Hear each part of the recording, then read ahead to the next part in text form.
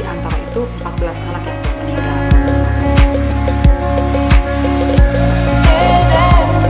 Dok, tolong dijelaskan dong dok, ini kan sekarang sudah ada COVID di anak-anak nih, di mana kasusnya cukup meningkat ya dok? Hal yang biasa. Diare juga pada anak sebetulnya hal yang biasa. Jadi mungkin sebagian orang tua menganggap ini penyakit yang biasa pada anak. Padahal itu adalah merupakan bagian dari gejala COVID.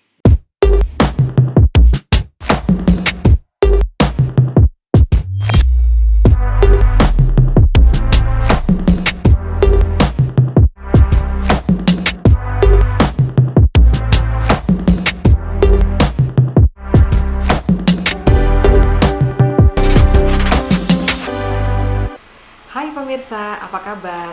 Pada hari ini kita bertemu lagi dengan berbincang-bincang masalah kesehatan, khususnya menghadapi pandemi corona, yaitu pada usia anak-anak.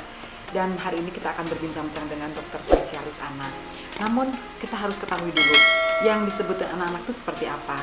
Jadi menurut WHO telah membagi usia anak, yaitu di mana yang disebut dengan pembagiannya adalah bayi itu berumur 0 sampai 1 tahun, dan untuk anak-anak itu 2 sampai 10 tahun, dan remaja 11 sampai 19 tahun. Jadi mungkin nanti kita akan membicarakan untuk kasus anak-anak. Dan kenapa saya membahas masalah ini? Karena saat ini dulu kita masih memikirkan bahwa kasus COVID ini terjadi pada orang tua. Tetapi ternyata di Indonesia khususnya gejala COVID pada anak-anak sudah mulai meningkat. Pada tanggal 28 Mei didapatkan dari beberapa laporan bahwa anak terserang dengan COVID ini sudah 5% dari jumlah total seluruh yang menderita corona di Indonesia ini. Dan pada tanggal 18 Mei didapatkan data bahwa terdapat 584 anak dengan positif corona, dan di antara itu 14 anak yang telah meninggal.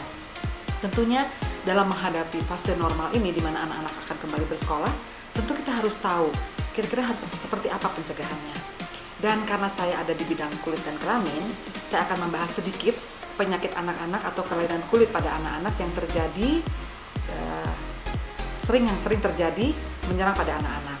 Jadi kalau tadi ada anak-anak dimulai atau bayi dimulai dari 0 sampai 1 tahun, biasanya kelainan kulit yang terjadi adalah berupa ruam popok atau dermatitis, diapardermatitis. Biasanya itu tentu disebabkan oleh karena bayi sering ngompol, jadi itu paling sering terjadi. Namun setelah itu dia akan banyak juga mengalami infeksi, baik itu infeksi yang menyerang kulitnya baik karena virus, karena bakteri, dan juga karena parasit. Dan yang paling sering juga gimana kalau infeksi virus yang terjadi yaitu adalah virus cacar air, itu yang paling tersering. Juga bisa menderita kutil pada anak yang disebut oleh human papillomavirus. Kalau cacar air itu penyebabnya adalah varicella zoster, dan juga dapat menyerang juga campak di mana itu gangguan nyeruput pada kulit. Dan itu adalah menyebabkan kematian apabila anaknya tidak tertangani dengan baik, karena bisa menyebabkan pneumonia. Dan selain itu terdapat infeksi bakteri apabila seseorang anak tidak dijaga kesehatan kulitnya. Jadi timbul infeksi bakteri kulit yang disebut dengan impetigo. Jadi itu pun akan mengganggu karena kalau didiamkan bisa terjadi infeksi menyeluruh ke seluruh tubuhnya, atau disebut dengan menjadi sepsis apabila tidak ditangani dengan baik. Dan pada saat pandemi begini tentunya anak-anak harus sering mencuci tangan, di mana menurut penelitian cuci tangan yang terbaik itu selama 20 detik menggunakan sabun dengan air yang mengalir, dan minimal 6-10 kali kita lakukan cuci tangan. Tetapi apabila anak-anak yang banyak terserang dengan eksim, itu kita harus hati-hati lagi menyikapinya, karena eksim paling sering terjadi pada anak karena kulit anak itu cukup tipis sehingga mudah terjadi iritasi dan juga mudah dia alergi oleh produk-produk yang belum dikenalnya, mungkin produk yang seperti sabun ya atau hand sanitizer, sehingga tentunya kita pada anak pun harus memilih produk yang tepat, harus memilih produk yang baik untuk anak agar tidak menyebabkan iritasi. Dan baiklah, nanti mungkin kita tunggu dokter anak, yaitu dokter Elsie spesialis anak, yang akan memberikan wawasannya atau memberikan juga sarannya bagaimana pencegahannya. Dan beliau ini kebetulan bertugas di Rumah Sakit Pertamina dan juga ada di gugus depan untuk COVID-19 khusus untuk anak-anak. Kita tunggu ya dengan Dr. Elsie untuk bicaranya.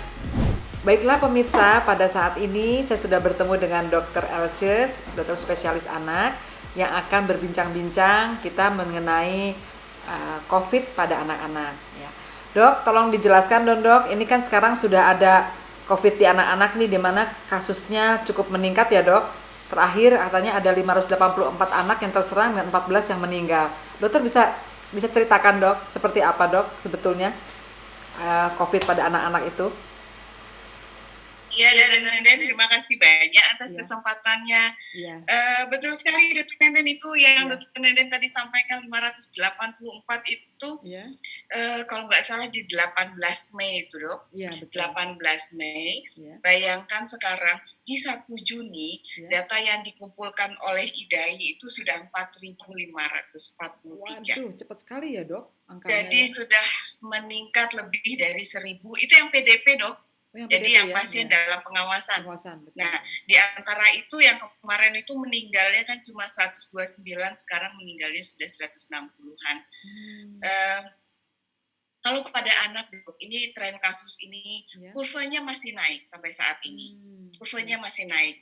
Ya. Jadi kita bisa bilang bahwa nggak benar bahwa anak itu tidak rentan terhadap terserang COVID ini. Ya. Kita lihat dari baru 2 minggu trennya sudah begitu tinggi pada anak. Ya, jadi sebetulnya ini harus jadi masalah. Ya. Akan jadi sangat masalah bagi orang tua. Ya. Apalagi barusan kita dengar DKI Jakarta, Anies Baswedan, barusan saya dengar bahwa akan memperlakukan PSBL. Ya, PSBL tentu akan diikuti dengan pelonggaran.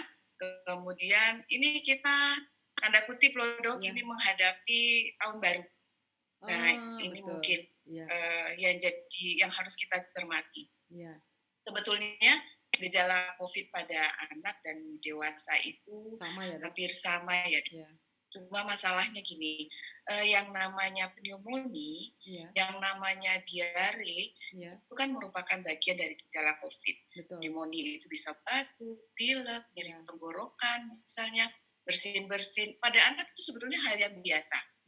Diare juga pada anak sebetulnya hal yang biasa. Jadi mungkin sebagian orang tua menganggap ini penyakit yang biasa pada anak. Betul. Padahal itu adalah merupakan bagian dari gejala COVID. Dan perlu diingat bahwa anak itu sebetulnya populasi anak dengan orang tanpa gejala itu sangat besar. Berpotensi sekali untuk menularkan. Betul. Itu masalahnya sekarang Dr. Nenden. Betul. Nah itu dalam menyikapi seperti itu harus seperti apa tuh dok orang tuanya kalau menemukan kasus pada anak yang dianggap batuk pilek biasa atau diare, apa langsung gitu dibawa berobat atau harus bagaimana dok? Kadang-kadang kan bagi mereka cukup dengan pengobatan biasa gitu. Iya betul. Sebetulnya orang tua itu harus mengenal gejala pada anaknya. Cara-cara yang kita lakukan hampir sama. Pokoknya tetap di rumah. Ya, tetap di rumah. Berada tidak di dalam keramaian. Itu harus itu. Betul. Kemudian anak-anak itu diajarkan dari anak yang paling kecil juga yang sudah bisa berjalan, yang sudah bisa megang sesuatu, selalu harus ajarkan kebersihan tangan. Betul. Ya, kita bisa pakai hand sanitizer atau kita pakai cuci tangan. Gitu. Kemudian orang dewasa yang sakit di sekitar si anak itu juga harus hindari kontak, jaga jarak. Betul. Nah, itu yang harus dipastikan.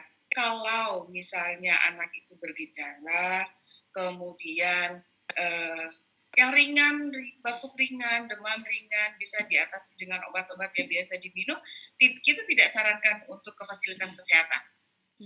Kalau orang tua sudah mulai khawatir, anaknya misalnya nafasnya sudah cepat, suhunya demam lebih dari 38, apalagi kemudian ada riwayat kontak dengan penderita yang confirm COVID-19. Nah, anak-anak yang seperti ini yang kita sarankan untuk segera dibawa ke rumah sakit.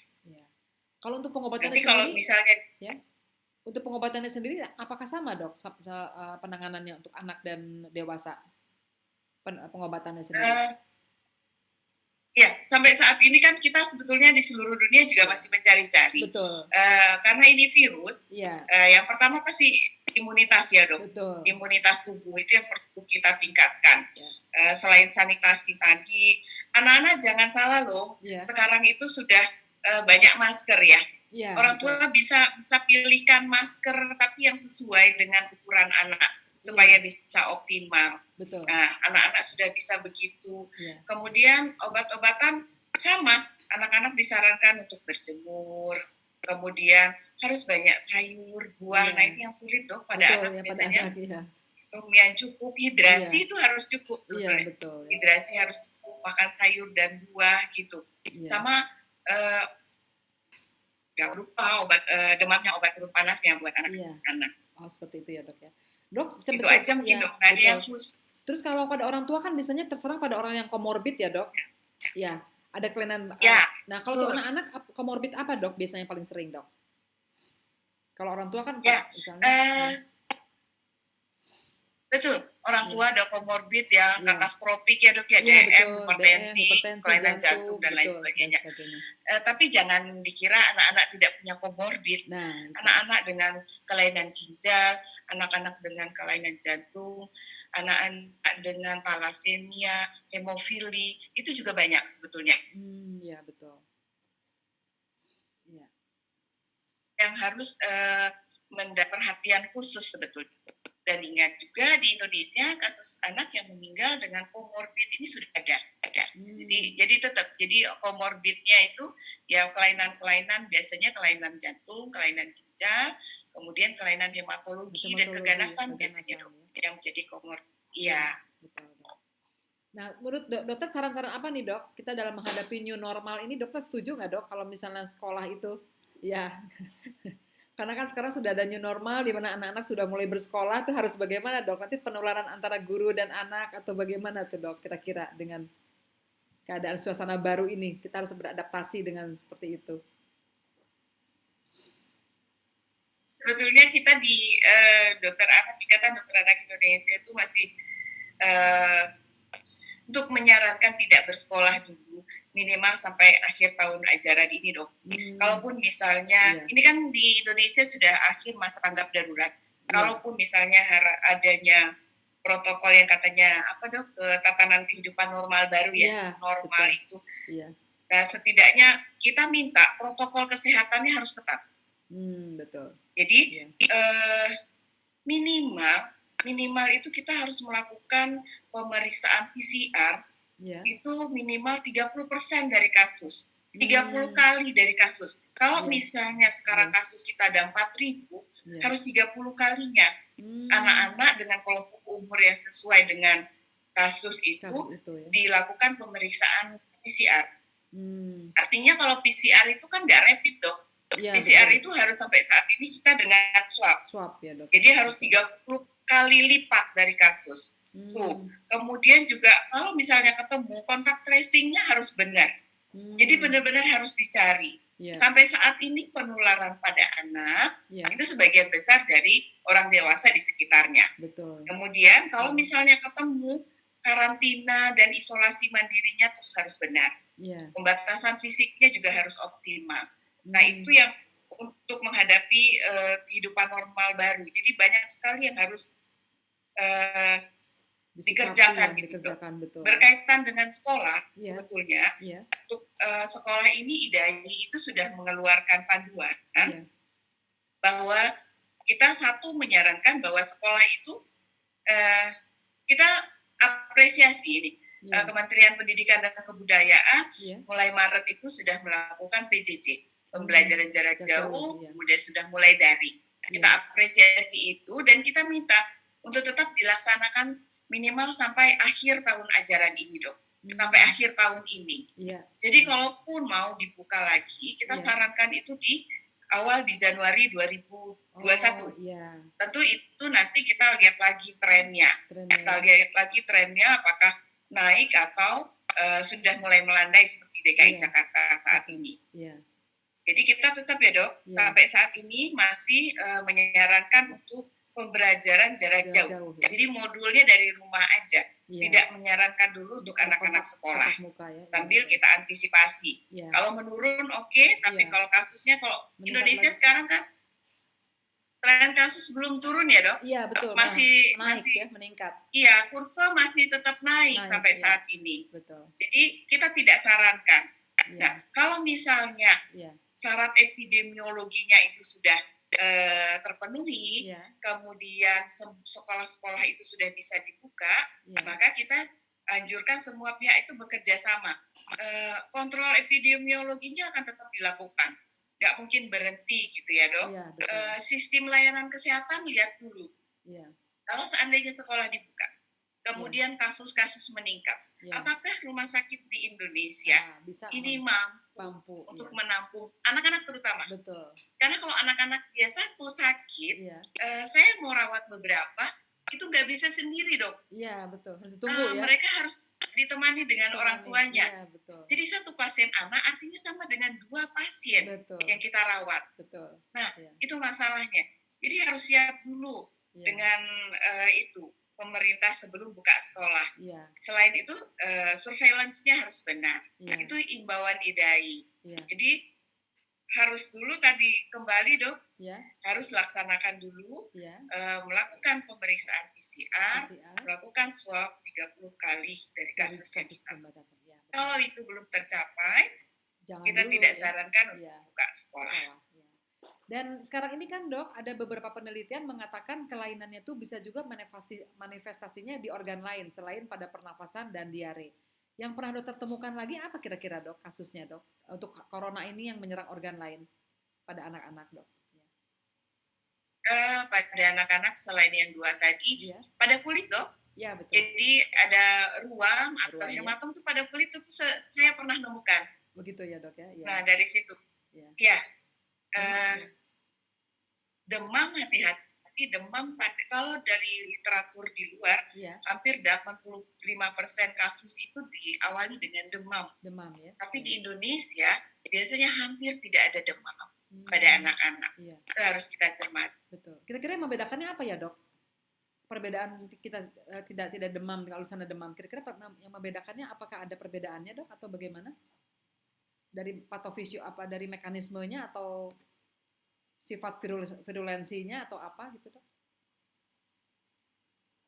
Kalau dari yang demam 85% itu kita lihat dari literatur yang dari Wuhan itu dok. Tapi di Indonesia nggak seperti itu. Saya juga belum tahu pasti apa penyebab kalau anak itu tidak bergejala biasanya. Betul. Jadi OTG, hati-hati OTG di anak. Betul.